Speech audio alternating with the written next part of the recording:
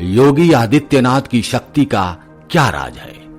योगी के साथ चलते हैं 84 सिद्ध योगी।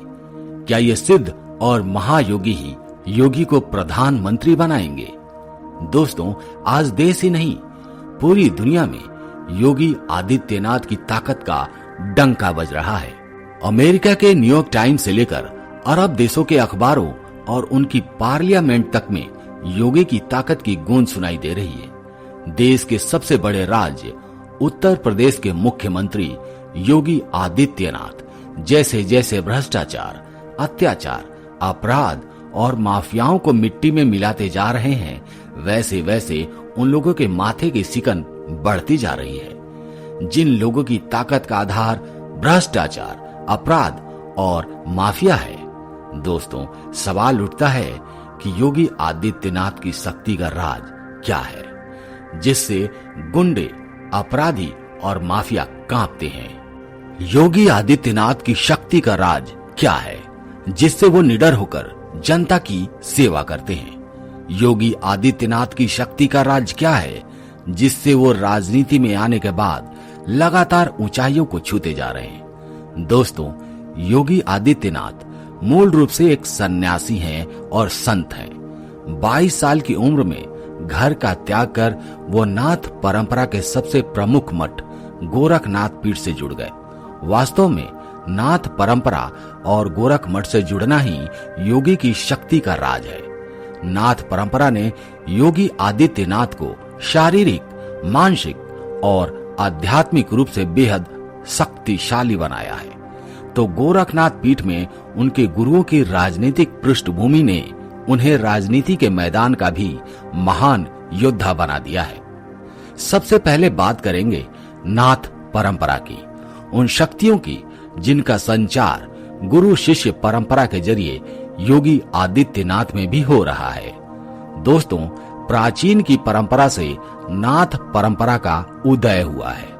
नाथ परंपरा के उदय के बाद इसे सिद्धनाथ परंपरा भी कहा जाने लगा है।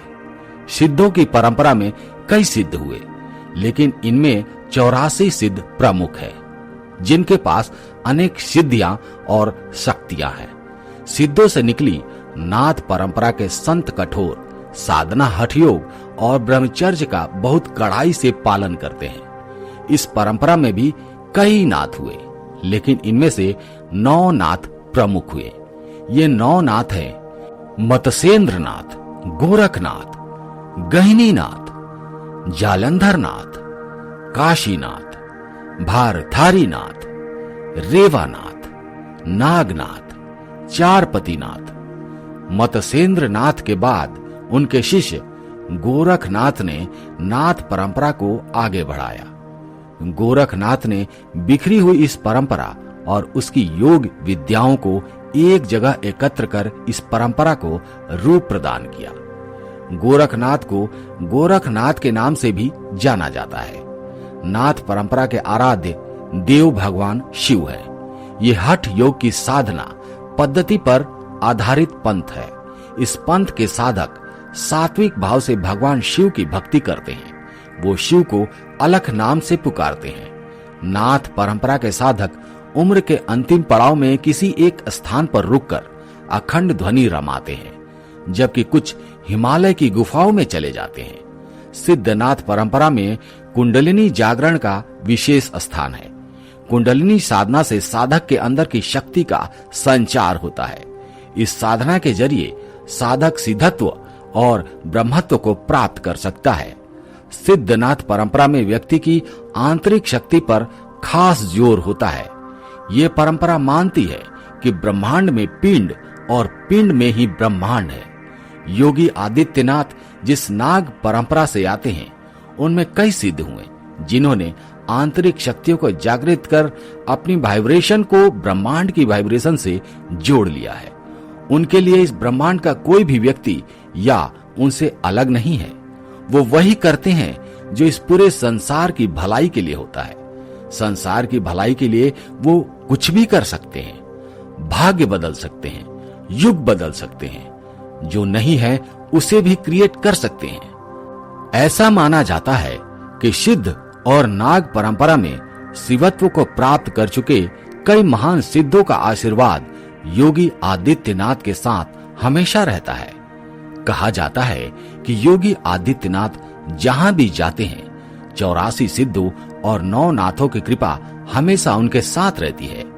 कहा तो यह भी जाता है कि योगी आदित्यनाथ के भाग्य में मुख्यमंत्री बनने का योग था ही नहीं, लेकिन इन भाग्य को बदलने की शक्ति रखने वाले सिद्धों और 9 नाथों की कृपा से वो मुख्यमंत्री बने, और इन सिद्धों की कृपा रही तो वो एक दिन प्रधानमंत्री भी बन जाएंगे।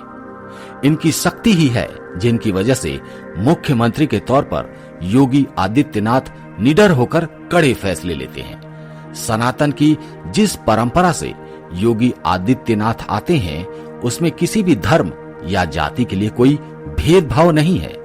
इस परंपरा की एक ही कसौटी है, संपूर्ण संसार में सात्विक और पॉजिटिव शक्तियों का उत्कर्ष हो और नकारात्मक और राक्षसी शक्तियों का नाश हो। इसलिए जब भी नकारात्मक या राक्षस सिर उठाते हैं तो योगी आदित्यनाथ उसे कुचलने में तनिक भी देर नहीं करते। अब बात करते हैं उस गोरखनाथ पीठ की, जिसके पीठाधीश्वर खुद योगी आदित्यनाथ हैं। इस पीठ का देश की आजादी से पहले ही राजनीति में दखल रहा है। 1920 में गोरख पीठ के पीठाधीश्वर दिग्विजय नाथ ने कांग्रेस के असहयोग आंदोलन में हिस्सा लिया था। वे 1931 तक कांग्रेस के साथ काम करते रहे, लेकिन जब कांग्रेस ने कम्युनल अवार्ड को स्वीकार कर तब उन्हें लगा कि सनातन हिंदू धर्म को मजबूती से स्थापित करने की अब जरूरत है, जिसमें पूरे विश्व का कल्याण करने की क्षमता है। दिग्विजय नाथ 1937 में हिंदू महासभा में शामिल हुए। आजादी के बाद 1967 में दिग्विजय नाथ हिंदू महासभा के टिकट पर गोरखपुर के सांसद चुने गए। दिग्विजय नाथ अपने शिष्य अवैधनाथ को भी राजनीति में ले आए। अवैधनाथ 1962, 1967, 1974 और 1977 में मनीराम विधानसभा सीट से विधायक चुने गए। 1969 में दिग्विजय नाथ के देहांत के बाद अवैधनाथ गोरख पीठ के पीठाधीश्वर बने। अवैधनाथ भी पीठाधीश्वर बनने के साथ राजनीति में भाग लेते रहे। अवैधनाथ 1970, 1979, 1991 और 1996 में लोकसभा में गोरखपुर का प्रतिनिधित्व करते रहे। अयोध्या में राम मंदिर का निर्माण के आंदोलन में उनका महत्वपूर्ण योगदान रहा। महंत अवैधनाथ के उत्तराधिकारी योगी आदित्यनाथ सन 1998 में गोरखपुर से लोकसभा का चुनाव जीतकर 26 साल की उम्र में पहली बार सांसद बने। योगी आदित्यनाथ ने लगातार 5 बार गोरखपुर संसदीय सीट का प्रतिनिधित्व किया। 2017 में वो पहली बार उत्तर प्रदेश के मुख्यमंत्री बने। उनके नेतृत्व में 2022 के विधानसभा चुनाव में बीजेपी ने फिर से बहुमत हासिल किया और वो फिर मुख्यमंत्री बने। साफ है कि योगी आदित्यनाथ को अपनी गुरु परंपरा से न केवल आध्यात्मिक उपलब्धियां मिली, बल्कि उन्हें एक मजबूत राजनीतिक पृष्ठभूमि भी मिली। कहा जाता है कि इन्हीं वजहों से वो संत होने के साथ साथ एक कुशल राजनेता भी बन गए।